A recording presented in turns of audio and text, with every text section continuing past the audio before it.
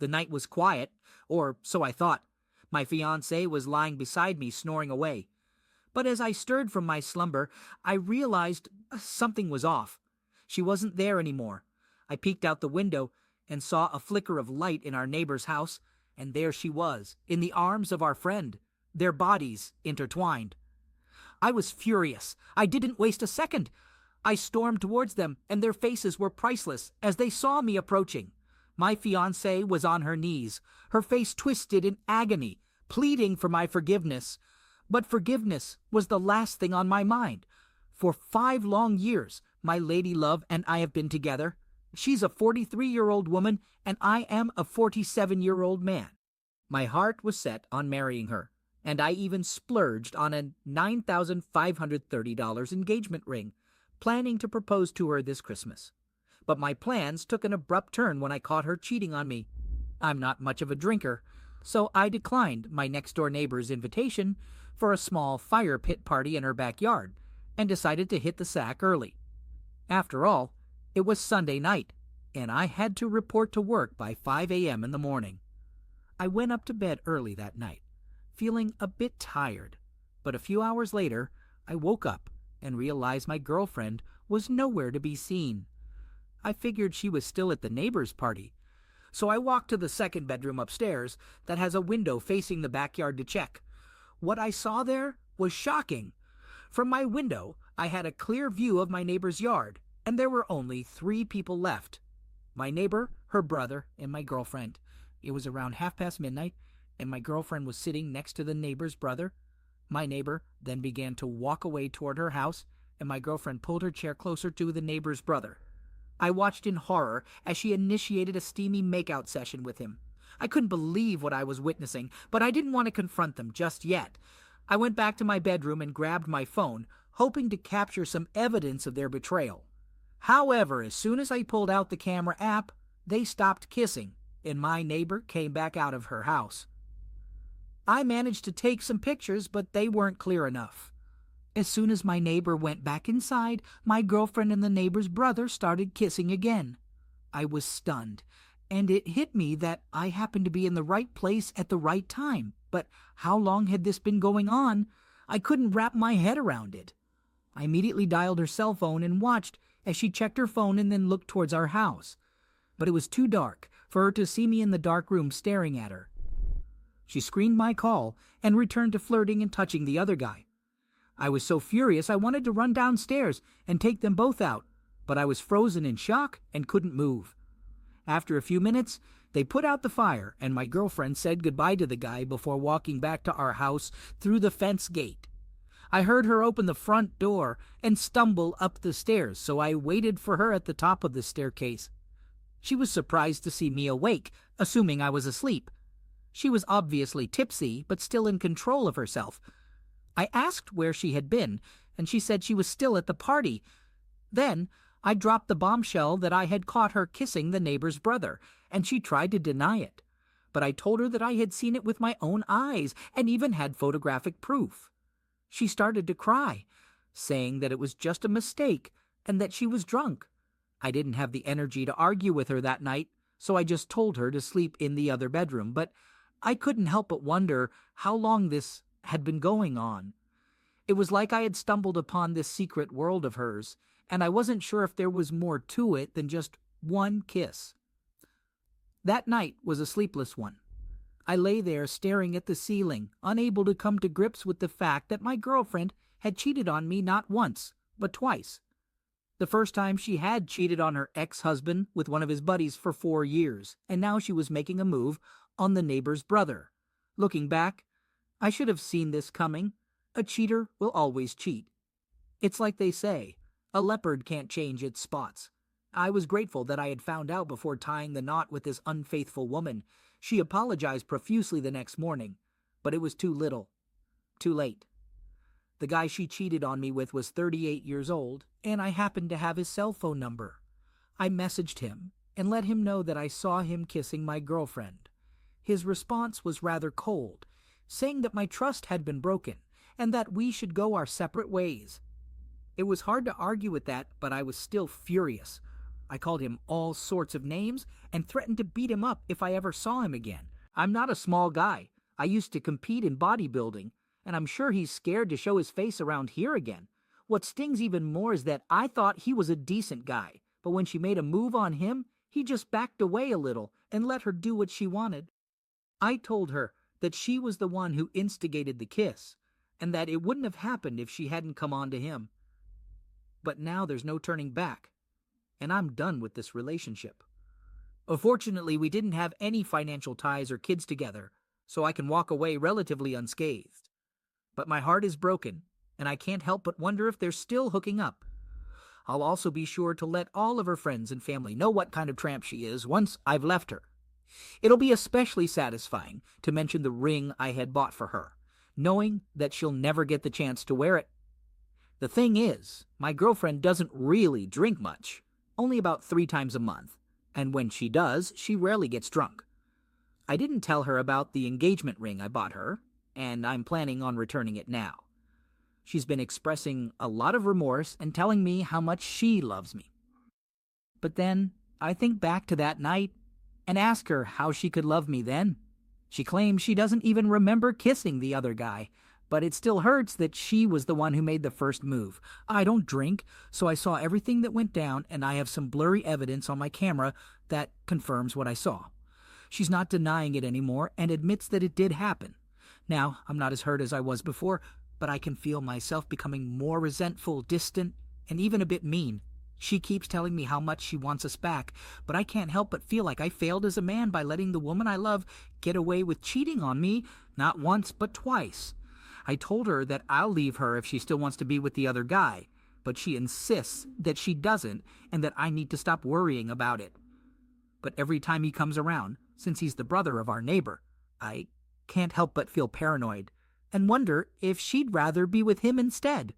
She suggested that we sell the house and move away from the neighborhood because she thinks that I'll always be reminded of that terrible night whenever he shows up. I haven't told any of my friends about what happened because it's embarrassing to admit that I got cheated on. But on another note, I'm a little scared of what's to come. I mean, finding a new place to live and being alone, it's intimidating. However, I have to ask myself, do I want to keep living in resentment, anger, and uncertainty all the time? Or do I want to face my fear of change, knowing that it will eventually pass?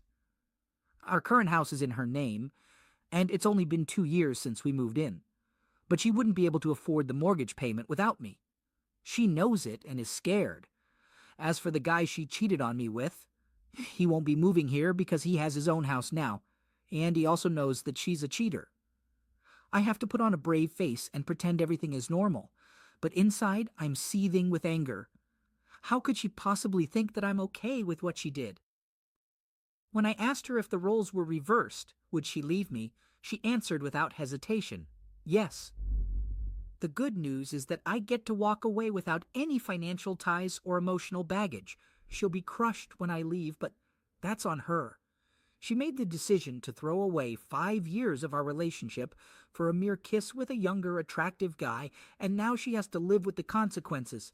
Honestly, I'm 90% sure that I'm going to leave her. It's hard for me to even look her in the face anymore, and I don't believe her "I love yous" anymore. She can be the neighborhood floozy for all I care, and that's probably all I'll use her for until I leave. That slimeball knew we were in a committed relationship. He's no better than my cheating ex-girlfriend. As I said, she'll be crushed when I pack my bags and walk out the door. I'll make sure all her friends and our neighbors know exactly what kind of person she is. But sometimes I wonder, was my lack of affection and not drinking partly to blame? Maybe she needed more attention than I gave her. But even if that's true, it doesn't excuse her sneaking around behind my back. It was a clear case of her seeking attention that she thought I wasn't giving her. 2 weeks later, I'm in full-on moving mode, trying to get as far away from my cheating ex-girlfriend as possible. She's still trying to act like everything is cool between us, but I know better. The sooner I can get out of this house and away from her, the better. I heard that the neighbor was throwing another party, and everyone was there except for the other man who kissed my girl. I haven't seen him since that fateful night, and it's getting harder and harder to hold my tongue and not bring it up to her.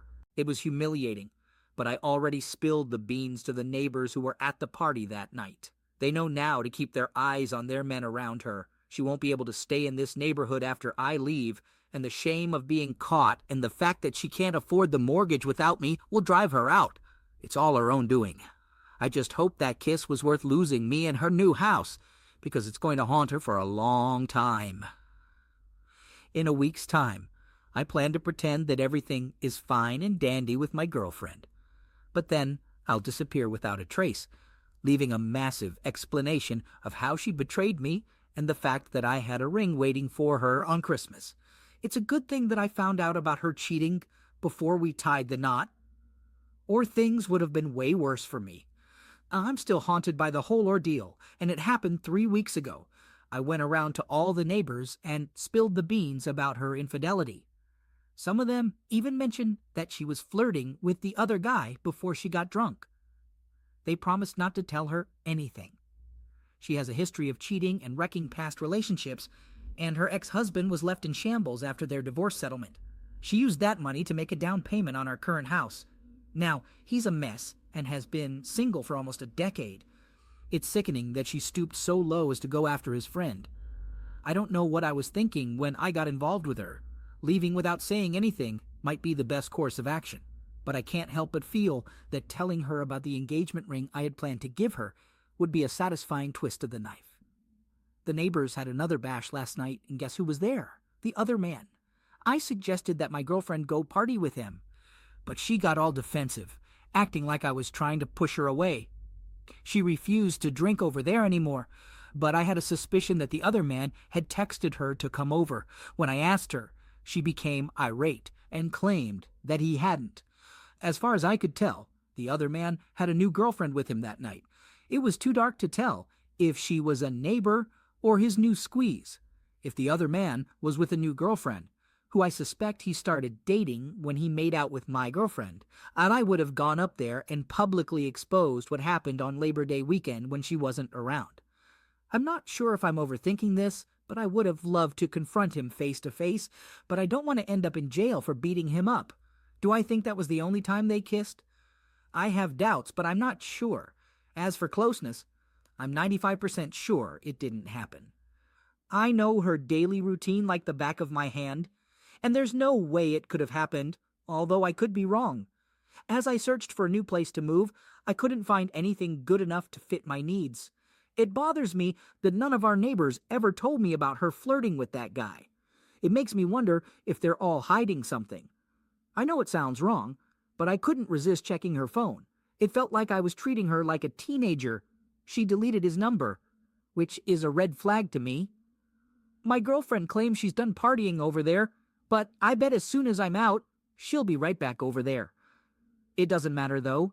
The thought of her being with that guy will always haunt me. I understand some of you think she's just keeping me around to pay for the house, but I've known her for 5 years, and I believe she truly regrets what she did. That being said, I'm not going to let her off the hook. She's going to feel the pain when I leave, and it won't just be about losing the house. She knows she messed up big time.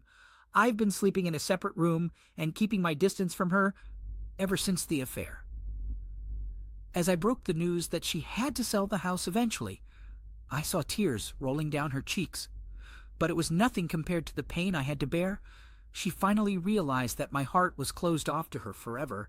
She even suggested that we sell the house to start anew. But what's the point? Infidelity can happen anywhere, and I don't want to waste my time and energy on something that will never work. I hate going back to our house in the neighborhood. It reminds me of the betrayal that took place. When she asked me why I felt that way, I didn't hold back and told her that it was the place where she cheated on me. People have been asking why she had the other man's number saved in her phone, and the answer is simple. He's just the brother of a neighbor. They needed to communicate for business purposes, but it's still unclear how long they've been talking to each other outside of that. As it turns out, the other man isn't a neighbor. He just crashes parties with his brother and sister-in-law. As for how he got my girlfriend's number, well, she and I run a side business refinishing and painting furniture, and he had asked us to work on a dresser. Of course, we needed his number to let him know when it was finished. I'm not sure how long it took for them to start communicating after he picked up his dresser. But honestly, at this point, I almost don't want to know. Back in my 20s and 30s, I would have taken revenge on her by sleeping with another woman, recording it and showing her. But I've grown up now, and I know that two wrongs don't make a right. After spending 5 years with someone, it's going to be tough to be alone once I move out. It's something I'll have to face, I suppose. I'll be relocating to a couple of cities away from here. I've already moved some of my stuff into storage. So when I'm ready to leave for good, which will be soon, hopefully, I'll be able to do the rest of it by myself. I'll wait for her to work a 12-hour shift, giving me plenty of time to move the rest of my stuff out. It's definite that I'm moving out. There's no turning back. I don't have any family left in this state. My parents are gone. This weekend they had another party, and guess who showed up? The other man. I bet they were all whispering and snickering about me behind my back. It was tough, but I managed to resist the urge to storm over there and do something I would later regret. Disrespect is something I can't stand for. Last night I confronted her, demanding to know the real reason why she cheated on me. I didn't buy her alcohol excuse for a second. Her response was vague. I don't want him, believe me, and gave me no real explanation for her actions. I even suggested that if she thinks he's better looking than me, she can have him. But who knows? Maybe I'm overthinking it? Soon enough, I'll be out of here and ready to start a new chapter in my life. Meanwhile, her life is about to take a major hit. Caught my spouse cheating with a former coworker in another state. After being married for almost 25 years, with our 20th anniversary coming up next year, I experienced D-Day just over a week ago. It started innocently enough. I made some raw cookie dough to snack on and went to sit down while it chilled. My husband's phone was on the coffee table with an ad playing on Words with Friends. I thought it would be funny to play a low-point word on his game with me using his account. As I waited for the ad to stop playing so I could play a word, I realized he could come around the corner and think I was going through his phone. For some reason, that thought compelled me to switch to his texts. The top thread was with initials only, not a first or full name. The conversation was about a trial, which made sense for his line of work, but then he mentioned the dog his parents adopted, and the person responded, "Aw, that is so cute." My stomach dropped, and just then he walked around the corner as my phone rang. I quickly put his phone back on the coffee table and took the call in the bedroom, which was from my sister. He walked in near the end of the call, and I hung up and asked him who the initials belonged to. He lied and lied and lied again until I finally insisted he let me look through his phone, and he deleted the thread I had seen earlier about the trial and the dog. As the loading line slowly made its way across the screen, I held my husband's phone and pleaded with him to come clean. He kept denying that there was anything to reveal. It wasn't until the line was almost complete that he finally uttered the words, "Her name is AP, and she lives in our old state." After reading through the deleted texts, I was able to piece together the truth. He met her at a retirement party for a coworker, which I couldn't attend because our dog was sick and had to be put down while he was away. On the night after the party, he texted her that he was on his way back to his hotel in an Uber and would arrive sooner than she and another female coworker who were heading back home. She responded that they were too tired to drive, and he texted back, telling her to come to the hotel. She asked if he wanted her to come, and he responded with, "You need to get y'all home, I understand." It was painful to read, especially with the poor grammar. He sends her a message the day after the party, telling her how much he enjoyed watching her sleep and how soft her skin and hair were. Throughout the weekend, he updates her on his plans and boasts about how they had fun without taking it too far. She admits to noticing how touchy-feely he is. When he returns home, he tells her he's been having a hard time since he got back because he misses her and is only happy at work. However, her responses are not particularly enthusiastic, in my opinion. For example, when he says, "I miss you," she responds with, "Oh yeah?" Then he asks, "Do you miss me?" And she answers, "Yes."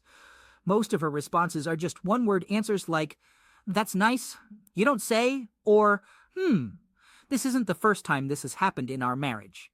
It also occurred in year 6 and year 8, and we went to therapy to sort out our boundaries and the realization that flirting and keeping in touch with someone in secret from your spouse is infidelity. According to him, he only cheated this time because he was feeling lonely in our old state. It's been 3 years since I moved to our new state, and we spent 2 years flying back and forth waiting for him to get a job transfer. He claims that he started talking to her around February 2020 when she joined their office. But it was just innocent chit-chat on and off until the weekend of the party, when he started saying romantic things to her. Since July 2020, he has been with me here in our new state. I've already started the divorce proceedings and told him to move out next week. But now he's begging me to take him back, saying he will go to individual therapy to overcome his urge to cheat and lie to me. I reminded him that the first time he cheated was supposed to be the last, and the second time was also supposed to be the last. So why would this time be any different? An update on my situation: we finally filed for divorce today. It will take around a month to be finalized. He agreed to give me everything I asked for, and we're both in individual counseling. He's reading Not Just Friends while I'm reading Leave a Cheater. He moved into his own apartment, but we've arranged to let our dogs play together occasionally. He wants R, but I can't. The memories of what he did with his AP are too painful to ignore. In fact, I had a dream where he grabbed my hair and punched me in the face, and my response was to text him, "We've never done that before." That's exactly what his AP said to him the morning after they fell asleep together at a friend's house after drinking at a coworker's retirement party. I can never forget the things he said, and probably did, with her. She got the optimistic, flirty, fun guy who was full of sunshine, and I got the major drag who came home every day and fell asleep for 2 hours because work was so demanding and exhausting. He tried to make himself the victim by telling her that he was unhappy and unloved with me, but now he admits that those were just lies to get her sympathy. My so-called friends have been anything but helpful. Almost all of them have warned me about the miserable dating scene, saying I'll probably end up alone anyway, and don't even get me started on my family situation. My sister is trying to leave her own husband for an AP who is already married with kids, while my mother sympathizes with my cheating husband, saying he just needs to make it up to me. It's ironic, considering she herself cheated on my father, and they divorced years ago. The only person I can really confide in is my father, but even then, I'm hesitant to admit how scared and anxious I am about leaving the only romantic relationship I've had since I was 16. I'm planning on taking a trip to see my brother in a sunny state, hoping that it'll give me some clarity.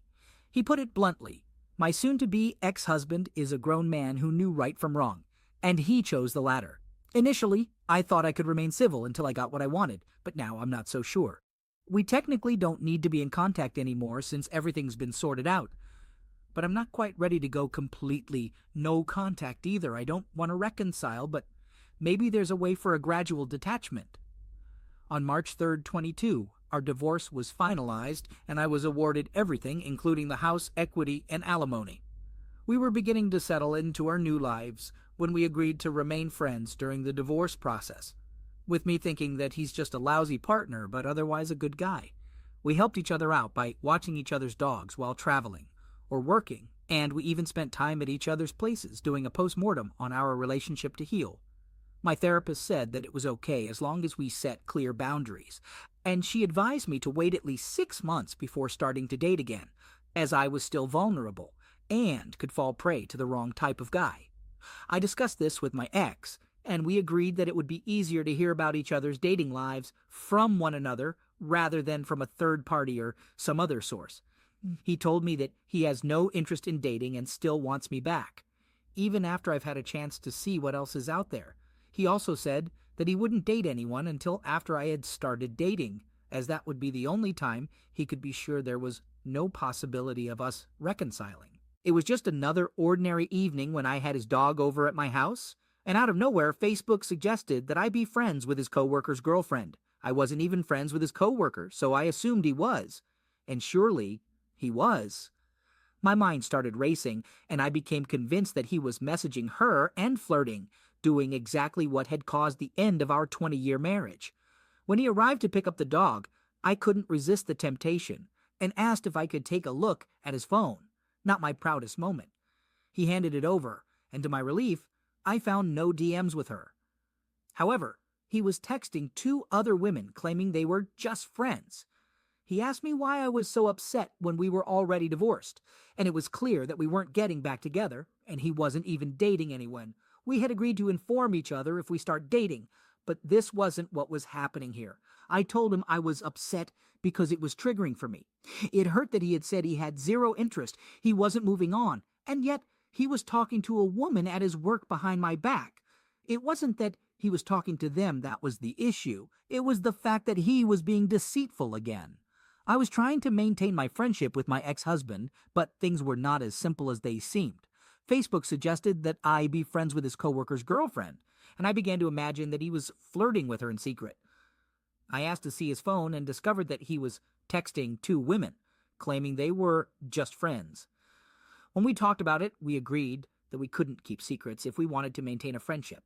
For a few days, he shared his location with me and told me about his plans, like declining an invitation from a female coworker to work on projects together. I thought he was being honest, and I began to feel more secure.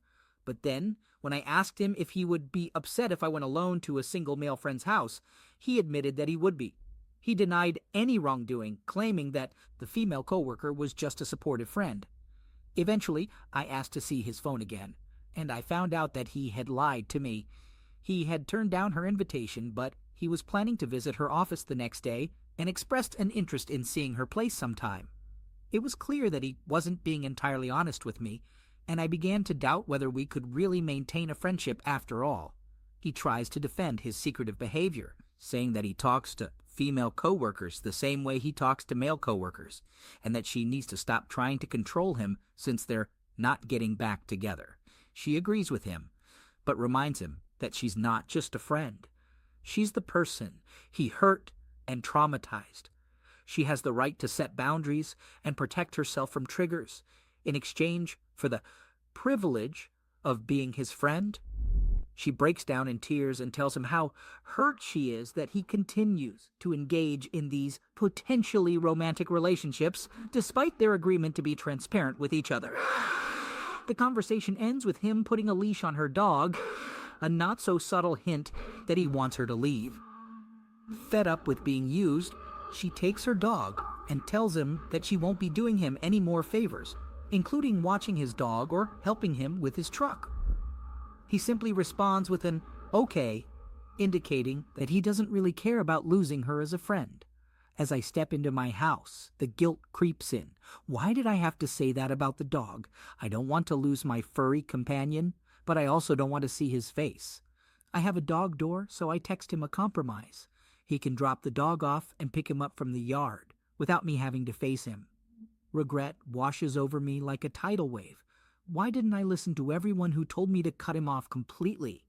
I thought I could handle being friends and setting boundaries, but I was so wrong. I thought I was healing, but the pain feels as raw as it did on December 21st.